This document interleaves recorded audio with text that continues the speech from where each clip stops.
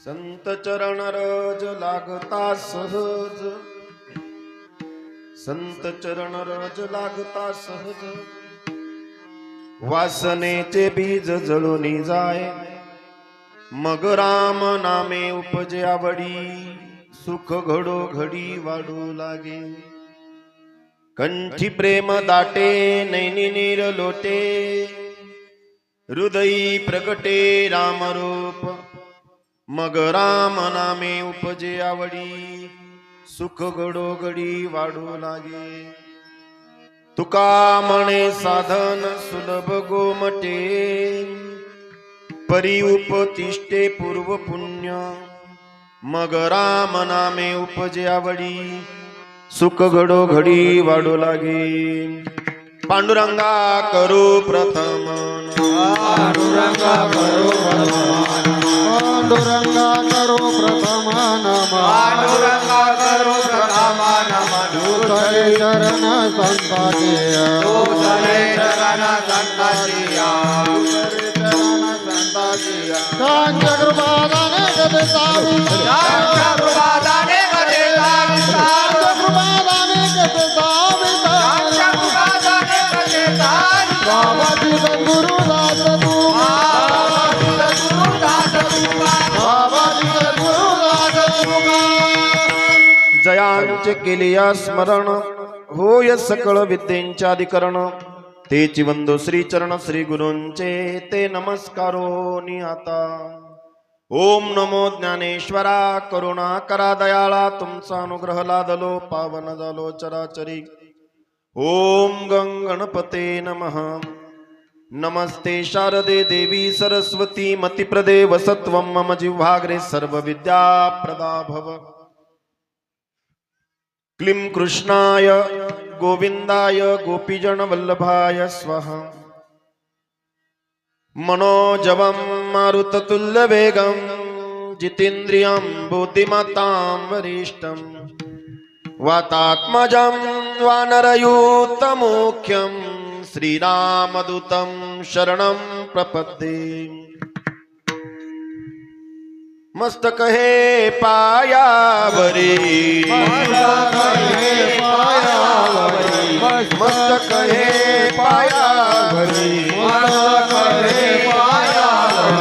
वार करे संताचा, वार करे संताचा, वार करे संताचा, वार करे संताचा, वार करे संताचा, वार करे संताचा. मस्तक हे पायावरी, या वार करी संताचा, या वार करी संताचा, या वार करी. मस्तक हे पायावरी, या वार करी संताचा, या वार करी संताचा, या वार करी संताचा. संत चरण रज लागता सहज, वासनेचे बीज जळूनी जाय, मग राम नामे उपजे आवडी, सुख घडो घडी वाढू लागे. विठ्ठल विठ्ठल.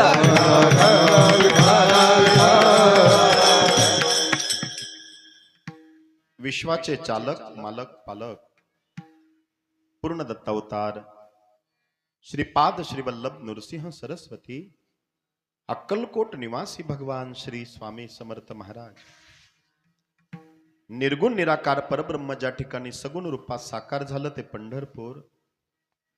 पंढरपूर ज्यांच्या नावाने विश्वात शोभून दिसत आहे त्या पंढरीचं इष्ट आराध्य, ज्यांना प्रारंभ नाही, मध्य नाही, अंत नाही, सत्व रज तमोगुणांचा आत्मरूपी परमात्मा सगळ्यांच्या आधी अस्तित्वात आलेला आहे, विश्वेश्वर श्री विठ्ठलाच्या चरणी नतमस्तक होतो.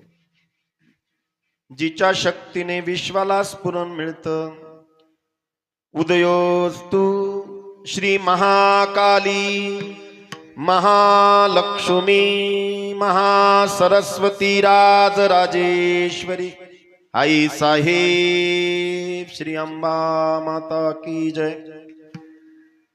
सीता देवीच्या चरणी, तुळजा भवानी मातेच्या चरणी, रुक्मिणी आईच्या चरणी नतमस्तक होतो. मानवतेचा महान नंदादीप, भगवत संप्रदायाच्या विशाल वृक्षाला लागलेलं गोड फळ, इंद्रायणीच्या काठावरती उठलेलं भक्तीचं वादळ, प्रगल्भ बुद्धिवत्तांच्या बुद्धीला न उलगडलेलं कोडं, विश्व निर्माण कर्त्याच्या विशाल राजप्रसादाच्या गवाक्षातून खाली डोकवता डोकवता पडला मोती इंद्रायणीच्या काठावर आळंदी गावात संत श्रेष्ठ ज्ञानोबा माऊलींच्या रूपात माऊलींच्या चरणी नतमस्तक होतो. आपल्याला पैठण जवळ आहे. शांती ब्रह्म एकनाथ महाराजांच्या चरणी मानाचं वंदन करून हिंदुत्वाची शान तू, संस्कृतीचा मान तू, मृत्यूला आव्हान तू, हम हिंदूंना अभिमान तू. ज्या देवामुळे आमच्या मंदिरांवर आज कळस आहे, दाराच्या पुढे तुळस आहे, हिंदवी स्वराज्य संस्थापक राजा छत्रपती शिवरायांच्या चरणी त्रिवार मानाचा मुजरा करून कार्यक्रमासाठी लाभलेले गायनाचार्य, मृदुंगाचार्य, पेटी मास्तर, विनेकरी, सर्व टाळकरी, माळकरी, वारकरी, जैनपूर समस्त गावकरी, कॅमेरामॅन, साऊंड सिस्टम, तुलसी धारण करणाऱ्या आमच्या माता भगिनी आणि या वयामध्ये वारकरी शिक्षण घेत असताना आमच्या ताईसाहेब, बालगोपाल, आपल्या सगळ्यांना नमस्कार करतो. कीर्तनकार, प्रवचनकार आहे ना, ज्यांनी ज्यांनी ह्या महापर्वणीसाठी अखंड हरिनाम जप यज्ञ सप्ताहासाठी तनाने मनाने धनाने सहकार्य दिलं, ते सर्व भाविक सज्जन, माझ्या माता भगिनी, पितृवर्ग बांधव, आपल्या सगळ्यांना नमस्कार करतो. आपल्या सर्वांचा आदरयुक्त सन्मान करून सेवेला प्रारंभ करतो. विठ्ठल विठ्ठल.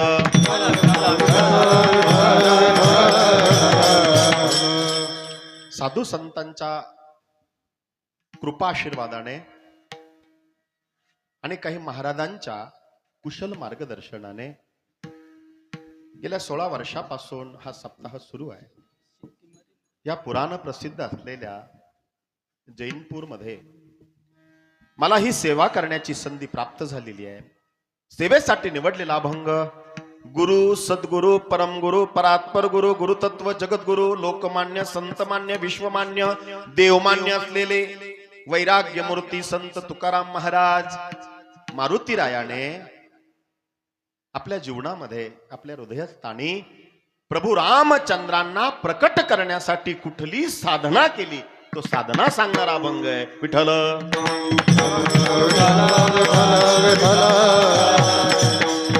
कारण अभंगामध्ये वर्णन आहे हृदयी प्रगटे रामरूप. येताना माझ्या डोक्यात 2-3 अभंग वेगळे होते,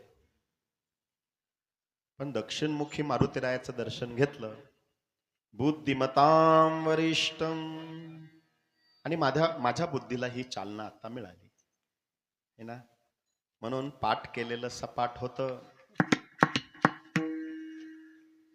बऱ्याचशा वेळेला कीर्तन पाठ करून नको, ते साधनेतून पाहिजे.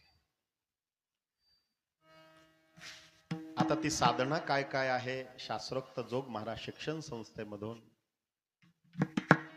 ती विधियुक्त नियमामध्ये झाली पाहिजे.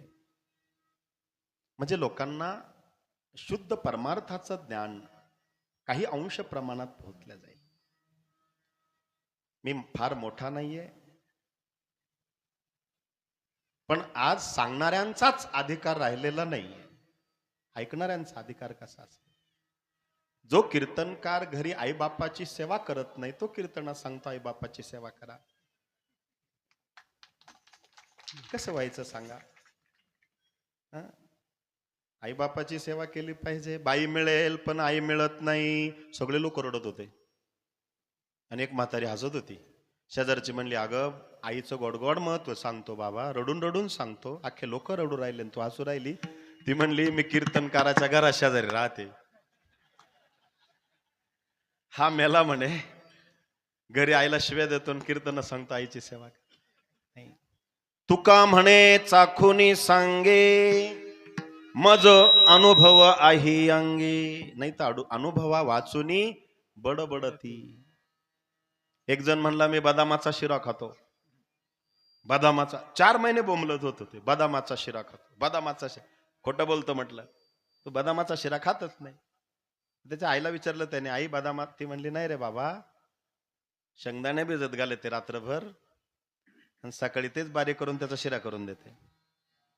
तो मला म्हणला, तुम्हाला कसं काय कळलं? 4 महिन्यापासून मी बदामाचा शिरा खात होतो आणि आज मला तुम्हाला कसं कळलं? म्हणलं, तू जर बदामाचा शिरा खात असता तर तुझ्या चेहऱ्यावर तो ग्लो दिसला असता. ज्या अर्थी तुझ्या चेहऱ्यावर तसं दिसत नाही, त्या अर्थी तुला शुद्ध मिळत नाहीये, फसवेगिरी आहे. आज लोकांच्या चेहऱ्यावर आनंद का नाहीये? त्यांना शुद्ध मिळत नाहीये. जोग महाराज शिक्षण संस्था एक दुभती गाय आहे आणि ज्ञानरूपी अमृत देणारी दुभती गाय आहे. आता गायीला पिरगळून नाही दूध निघत, तिच्या काशेला बिलगावं लागतं. जोग महाराज शिक्षण रूपी संस्थेला, त्या गायीला 4 सड लागले. बंकट स्वामी है ना, दांडेकर मामा, मारुती बुवा आणि लक्ष्मण बुवा. हा, मग तिथून जे दूध निघत ज्ञान रूपी, ते आमच्यासारख्या विद्यार्थ्यांनी जसंच्या तसं घ्यायचं आणि जसंच्या तसं वाटायचं ना. पण आम्ही काय केलं, त्याच्यात पाणी टाकून वाटायला लागलो. म्हणून ते पाण्याचं दूध तुमच्या अंगी लागना आणि पाण्याचा पैसा आम्हालाही पुरना. पूर्वीच्या काळी 2 गाड्या यायच्या बाबांच्या काळामध्ये, HD आणि जावा. कंपनीने ती गाडी बनवली पेट्रोलवर. कशावर? मशीन कशावर होतं? पेट्रोलवर. पण बाबा काही काही शेतकरी इतके पुढचे असायचे, ती गाडी चालू करायपुरता फक्त पेट्रोलचा डोस द्यायचे, बाकी सगळं राखेल. हल्ली आमचं तसंच झालंय. प्रवचनाला ओवी घ्यायची ढोस पुरती, श्लोक घ्यायचा फक्त ढोस पुरता, कीर्तनाला अभंग ढोस पुरता, बाकी सगळं बाबाचं राखेलच. आता त्या राखेलमुळे आमचे मशनी कामावर आले आणि त्या राखेलच्या धुराने तुम्ही काळे पडले, कोणालाच काही कळना. काय झालं? माणसाने प्रपंच हसत हसत करावा आणि परमार्थामध्ये माणसाने रडावं. नियम आहे. आजच्या अभंगामध्ये वर्णन नाही तसं, मला बोलायचं आहे. मला प्रस्तावनेत जास्त पडायचं नाही, वेळ कमी आहे.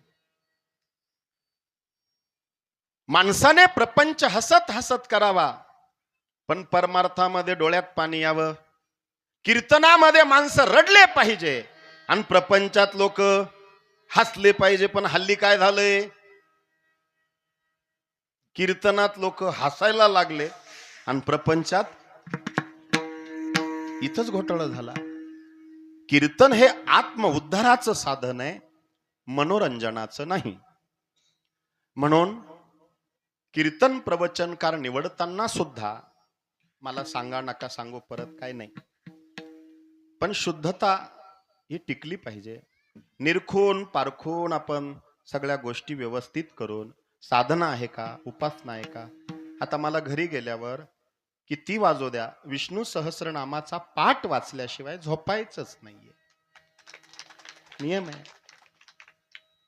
त्रिकाल संध्या आहे, हरिपाठ, राम रक्षा, विष्णू विना जप व्यर्थ त्याचे ज्ञान, हे विसरतो आम्ही. ऐका, काही चुकलं असेल तर माफ करा. पाकिट ठरून जर कीर्तनकार कीर्तन करत असेल तर मर्जी तुमची आहे. ते कीर्तनकार सांगायचे का न सांगायचे. लोक देतात बरोबर, गाडीला किती लागतात, ड्रायव्हरला किती, पेट्रोलला किती, महाराजांना वरतून किती मिळतील याचा अंदाज लोकांना असतो. 51,000 रुपये घेणारा बाबा बरं कीर्तन किती, अर्धा पाऊण तास फक्त बोलायचं, बाकी टीका टिप्पणी नाहीये, ही वस्तुस्थिती आहे. मी पाकिटावर बोलतो म्हणून मला कीर्तनकारांनी टोळीतून काढून टाकेले. ऊस टोळ्यांच्या टोळ्या बऱ्या, अशा टोळ्या आहे आमच्याकडं. फकीर रहे अपने मस्ती में, चाहे आग लग जाए बस्ती में. विठ्ठल विठ्ठल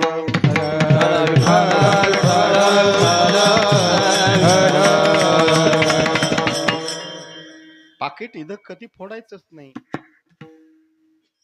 ते घरी जाऊन देवासमोर फोडायचं. ते न मोजता त्याच्यातल्या 1-2 नोटा काढायच्या आणि देवा पुढच्या गल्ल्यात पहिल्या टाकायच्या, नंतर ते स्वतःसाठी काय असेल ते वापरायचं. हा नियम आहे. दान करून त्याच्यातनं मग वापरायचं आहे, नाही तर त्याला दोष आहे. एखाद्याने देताना जर फ्रॉड करून दिलेला असेल, म्हणजे मी बोलत नाही तसं, पण लक्षात ठेवा त्या द्रव्याला त्या धनाला दोष आहेत. मग ते शुद्ध करायचं असेल, स्नान से तन शुद्धि, ध्यान से मन शुद्धि और दान से धन शुद्धि. ऐका, दक्षिणमुखी हनुमान मंदिर आहे. संत चरण रजाचा परिणाम जडावर होतो. झाली सुरुवात अभंगाला. संत चरण रजाचा परिणाम देवावर होतो, संत चरण रजाचा परिणाम जीवावर होतो. बर का, संत चरण रजाचा परिणाम जडावर होतो. त्याच्यासाठी एक दृष्टांत मी देणार आहे. संत चरण रजाचा परिणाम देवावर होतो, त्याच्यासाठी दृष्टांत देईल. आणि संत चरण रजाचा परिणाम जीवावर ज्या वेळेला येईल, जीवावर म्हणजे असं जीवावर नाही, आपल्यावर ज्या वेळेला तो विषय येईल त्यावेळेला आपण अभंगाच्या पहिल्या चरणाकडे परावृत्त. संत चरण राजा मी सांगतो तुम्हाला. विठ्ठल विठ्ठल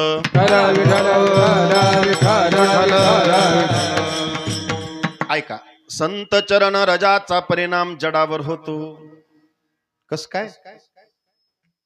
तुकाराम महाराज एक ठिकाणी उपासनेला साधनेला कधी बसले नाही. बेहता पाणी चलता साधू, पाण्याने वाहत राहावं म्हणजे ते निर्मळ राहतं, आणि साधूने चालत राहावं, एक ठिकाणी बसू नये, थांबू नये, त्याच्या षडरिपू निर्माण होऊ नये म्हणून. तुकाराम महाराजांच्या ठिकाणी बरोबर आहे, शास्त्रोक्त आहे, पण त्यांच्या पत्नीची धावपळ होते हो.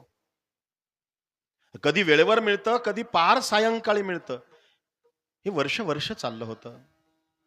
एक दिवस तुकाराम महाराज सायंकाळी घरी यायची वेळ आणि ही भाकरी घेऊन गेली. जेव घातलं नवऱ्याला आणि नम्रतापूर्वक म्हणते, अहो एक विचार नावले, किती नम्रता आहे. तुम्ही ना सांगून येत जा ना आज कुठं बसणार आहे, म्हणजे तुम्हाला वेळच्या वेळी जेवण मिळेल. म्हणे का गावले? मी भंडाऱ्या डोंगरावर पाहून आले, तिथं तुम्ही नव्हते. मी भामचंद्र डोंगरावर पाहून आले, तिथं पण तुम्ही नव्हते. मी आता घोरड्या डोंगरावर आले, तुम्ही इथंच बसलेले दिसले. रोज जागा बदलताना मला कळत नाही ना कुठे तुम्ही. मी कधी बोलले नाही, आज बोलते. काय ग?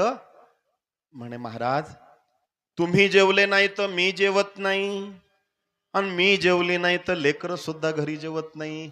पाणी आलं तुकाराम महाराजांच्या डोळ्यात. याला म्हणतात कुटुंब. आणि खुशाल काय काय कीर्तनकार आमचे म्हणता, तुकाराम महाराजांची बायको तुकाराम महाराजांना शिव्या द्यायची. अरे मेल्या, तूही देत असेल तुला. मी त्याच्या पुढे जाऊन बोलतो, तुकाराम महाराजांच्या बायकोचा अधिकार इतका हलका नव्हता. तुकाराम महाराजांची बायको तुकाराम महाराजांना शिव्या नव्हती देत, ती तुकाराम महाराजांच्या देवाला शिव्या द्यायची. विठ्ठल विठ्ठल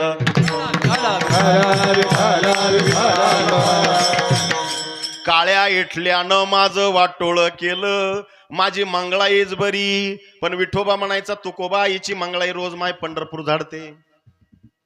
तिची श्रद्धा देवीवर आहे, तुकोबांची श्रद्धा विठ्ठलावर आहे.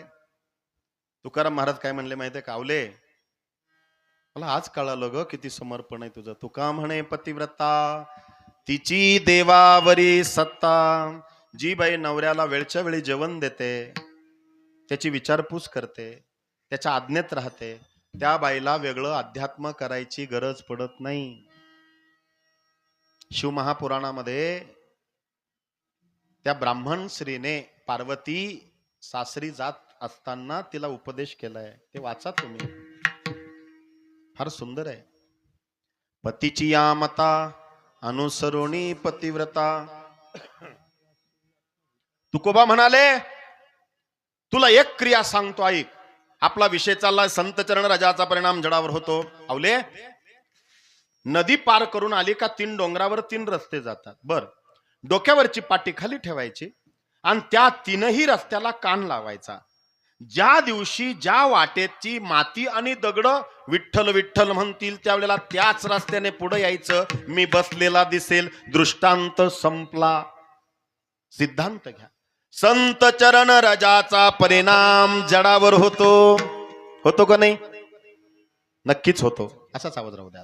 आता हात नका लावू.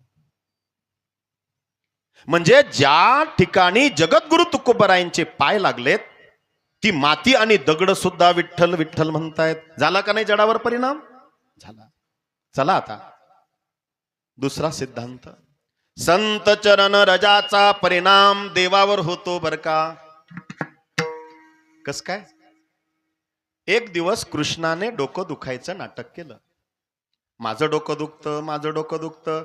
खरं सांगा, कृष्णाचं डोकं दुखेल का? आणि त्याचं डोकं दुखलं तर आपलं डोकं ठिकाण्यावर राहील का? पण नाही. कानडाव विठ्ठलू कर नाटकू. ज्याला जो अर्थ लावायचा तो लावा. मी असा लावलाय, नाटक करणारा 1 नंबरचा देव आहे. माझं डोकं दुखतं, माझं डोकं दुखतं. 16,108 जणी होत्या. त्यांनी डॉक्टर बोलवला पहाटी. देवांचा डॉक्टर आहे धन्वंतरी. दिवाळीचा पहिला सण आणतो ना धनतेरस, त्या दिवशी त्या डॉक्टरचा जन्म आहे. म्हणजे त्या देवाचा धन्वंतरी देवता. नाडी चेक केली. रुक्मिणी, हा डॉक्टर. याला शिळा भात गरम करून दिला होता का? ती म्हणली नाही हो. मग जेवणामध्ये काय वातळ गेलं होतं का? नाही हो. तुरीची डाळ? म्हणली नाही हो, नॉर्मल जेवण जेवले, दूध पोळी खाली. बर, सकाळ दुपार संध्याकाळ हे काढे द्या, बरं वाटल. काहीच फरक नाही. गर्गाचारी आले, सगळ्यांनी पाहिलं. माझं डोकं दुखतं, माझं डोकं दुखतं. सकाळची दुपार झाली, कोणालाच काही सुचेना. सगळ्या अशा उभ्या आहेत नाराज होऊन. देवाचं डोकं दुखतंय, कृष्णाचं डोकं दुखतंय. तेवढ्यात दुपारची वेळ. नारायण नारायण. कोण आले सांगा? नारद मुनी आले.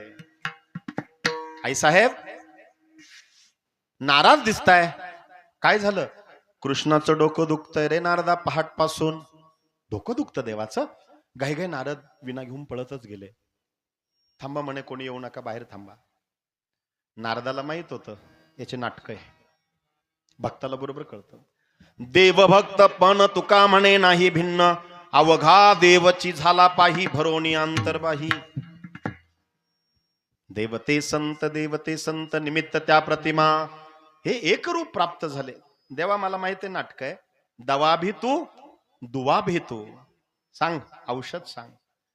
मग कृष्ण म्हणला, माझं डोकं दुखीवरचं औषध माझ्या भक्ताच्या पायाची माती संत चरण रज.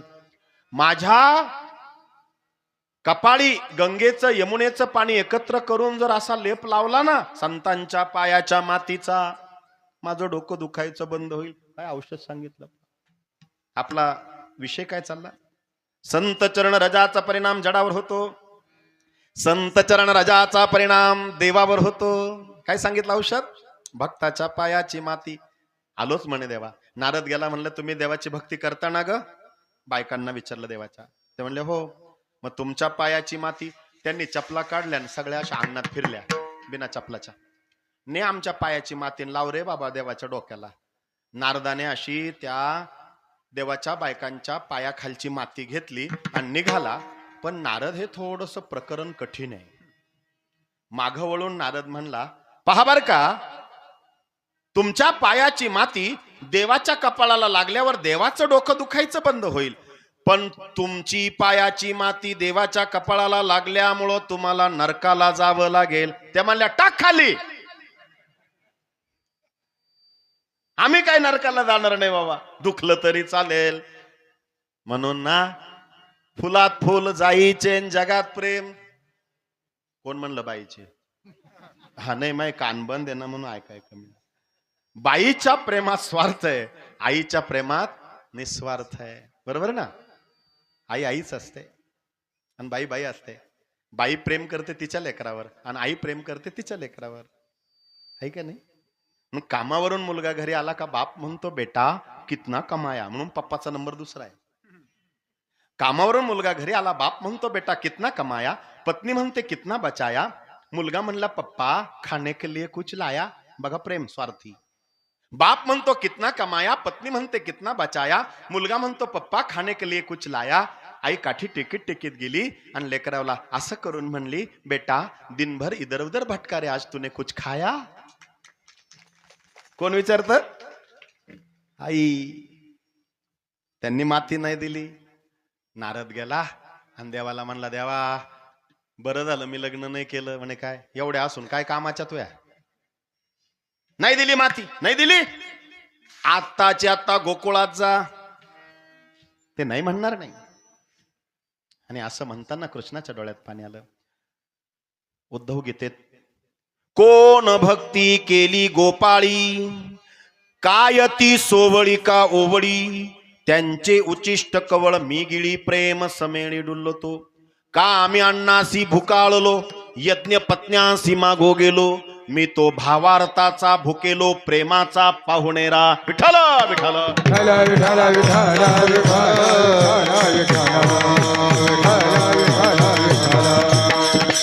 वा वा, छान. यांच्यासाठी टाळ्या वाजवा. मृदुंग वाजत नाही, बोलतोय त्यांच्या हाताने. फार छान आहे. गायनाचार्य चांगले आहे. टाळकरी माळकरी खूप सुंदर नियोजन आहे.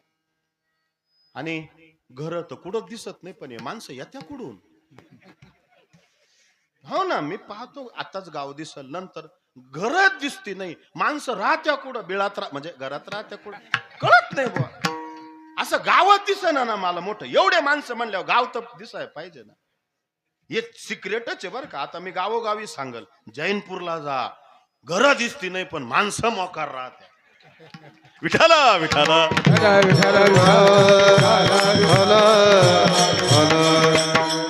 ऐका. नारदाने रथ जुंपला कृष्णाचा. वेळ कमी आहे ना.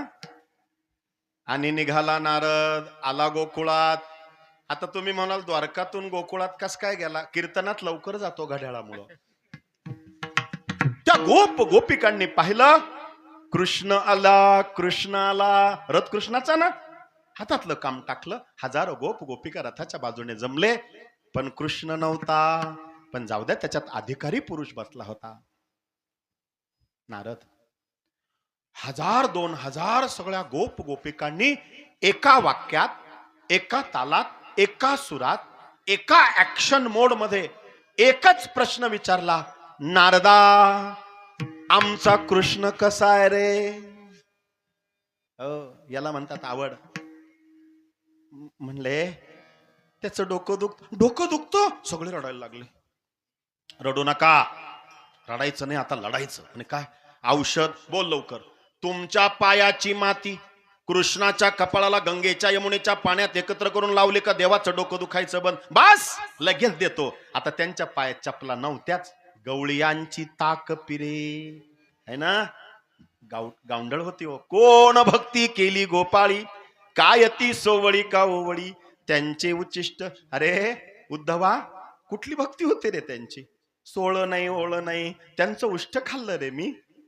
कृष्णाने असा हाताने काला भरावा आणि त्या गोपिकांनी कृष्णाच्या तोंडाकडे पाहावं आणि कृष्णाच्या तोंडाला लागलेलं दही लोणी स्वतःच्या तोंडाने चाटावं. ही परमोच्च भक्ती आहे. घरी पळत गेले गोपाळ आणि पीठ चाळायच्या चाळण्या आणल्या. घरी असतात का डब्यात? सगळ्या गोपाळांनी चाळणीने माती चाळायला सुरुवात केली. नारद म्हणला लवकर द्या, 9 सव्वा 9 पर्यंत पोचायचंय. ते म्हणले थांब, घाई नको करू, एखादा खडा राहिला तर देवाच्या कपाळाला टोचन. बरं एक सांगू का, गरीब असतात ना ते उदार असतात, बरोबर ना. आता माती कुठं विकत आणायची? ते नारद म्हणला अरे थोडीशी लागती कपाळाला लावायला. एक सांगू का, नारदाच्या पुढचे गोपाळ आहेत. म्हणे का? अरे तुला अक्कल आहे का? म्हणे हरि ओम सहस्र शीर्षा पुरुषा सहस्र साक्षा सहस्रपात स भूमी विश्वतवृत्तात्तिष्ठ दशांगुलम पुरुषे वदम सर्वभूतम यच्च भवम उदामृतत्वशेषानो यदन्नेनातरोहति एतवानस्य महिमातो जायांश पुरुषा पदस्य विश्वभूतानि त्रिपादसमृतम देवी त्रिपादुर्द्वद्वैत पुरुषा. मला कळलं, तुम्हाला काहीच नाही कळलं म्हणून आपलं आधीच बरं आहे. सोपेवर माम्हा कीर्तनकारानं अवघड सिद्धांत सोपा करून सांगावा असं तुकोबांचं मत आहे.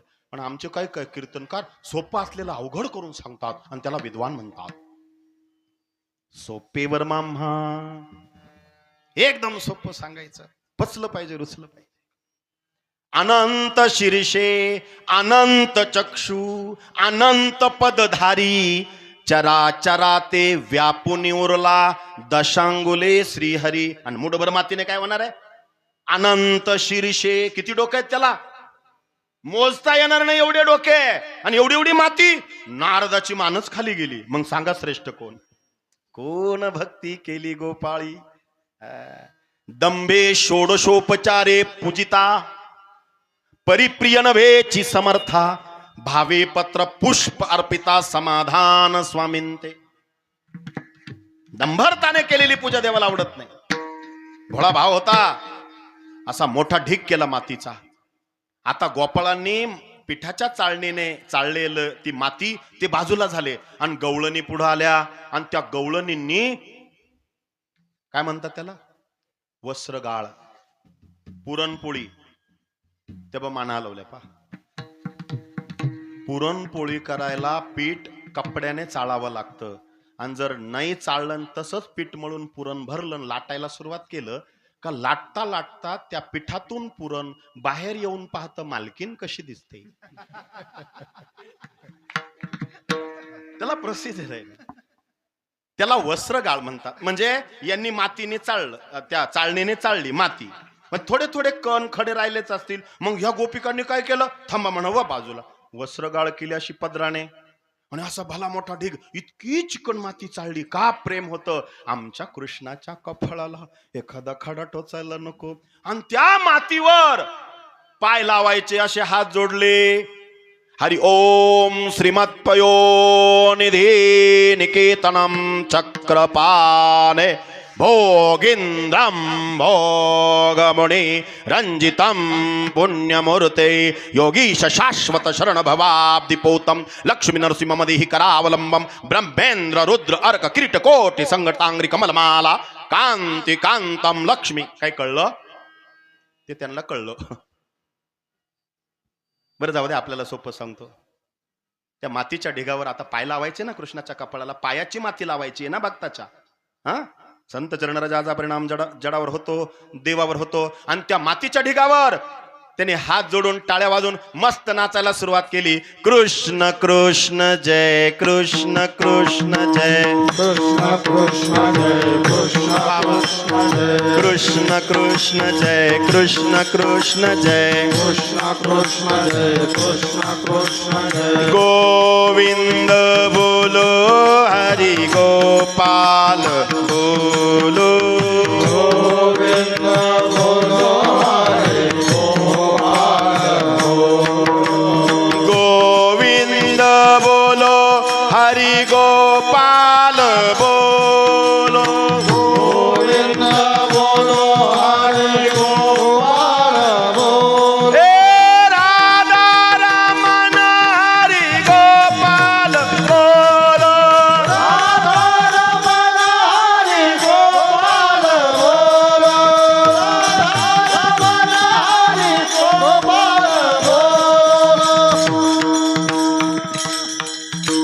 मस्त भजन करून नाचल्या त्या मातीच्या ढिगावर. नारदा, आता पाहिजे तेवढी मातीने आमच्या पायाखालची. नारदाला फुकट भेटलं, त्याने पोतच भरलं.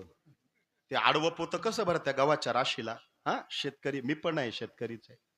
मग नारदाने ते पोत भरलं, गच्चा बांधला, काय म्हणता, हा हा असं बांधलं, रथात टाकलं. आणि तोच प्रश्न पहा बर का, तुमच्या पायाची माती देवाच्या कपाळाला लागल्यावर देवाचं डोकं दुखायचं बंद होईल, पण तुम्हाला नरकाला जावं लागेल. त्या म्हणल्या तू 9च्या आत निघ. मगच तुला घाई झाली होती ना.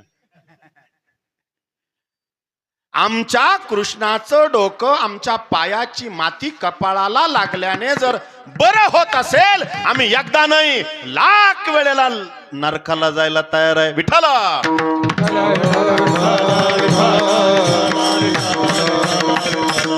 नारद गेला गंगेच्या यमुनेच्या पाण्यामध्ये, ती माती एकत्र केली. ओम द्रवरूपा महाभागा स्नानेंच दर्पणे आम्ही अभिषेक पूजनेंच पातु मां शुक्लरूपिणी विष्णुपाद प्रस्थासि वैष्णवी नामधारिणे पाय मां सर्वतुरक्षेत गंगा त्रिपथगामिनी मंदाकिनी सदपातु देहन्ते स्वर्गवल्लभा अलकनंदा च वामे पृथ्याम्यातो तिष्ठति भोगावती च पाताले. हेच करेल मी 17 वर्षापूर्वी. पण त्याला लय नियम आहे, हे सोपं आहे. कलियुगा माझी बस एकत्र केलं आणि त्या मातीचा गंगेच्या पाण्याच्या यमुनाच्या पाण्याच्या एकत्र करून असा लेप दिला. लेप दिल्याबरोबर नारदा माझं डोकं दुखायचं बंद झालं. नाचायला लागला कृष्ण, माझं डोकं दुखाय. देवाईची राज चरणीची माती, देवाईची राज चरणीची माती, देवाईची चरणीची माती, देवाईची चरणीची माती, देवाईची राज चरणीची माती, देवाईची राज चरणीची माती, देवाईची चरणीची माती, देवाईची चरणीची माती. ए धावत चालती मागे मागे, धावत चालती मागे मागे, धावत चालती मागे मागे, धावत चालती मागे मागे. दयांच्या चिंतने तरतील दोषी, दयांच्या चिंतने तरतील दोषी,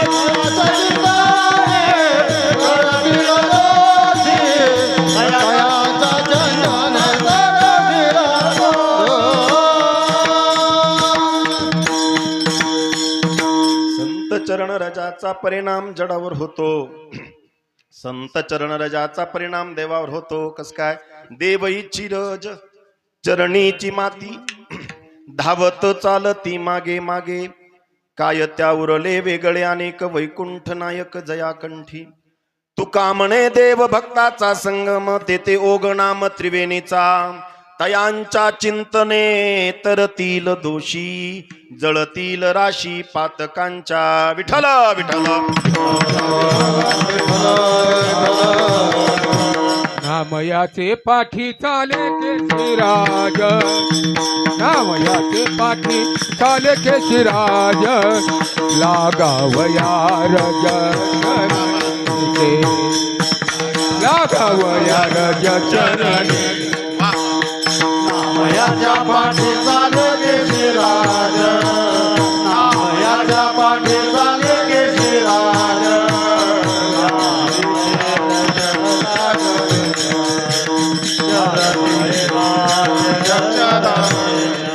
आचरणीचे रजवन्नी शूळ पाणी, नाचती कीर्तनी ज्यांची माता.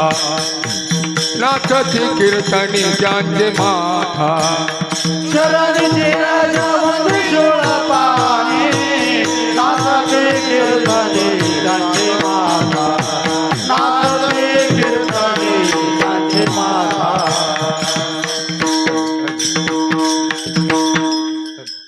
जुने अनुभवी माणसं आहे, टाळ्या वाजवा त्यांच्यासाठी.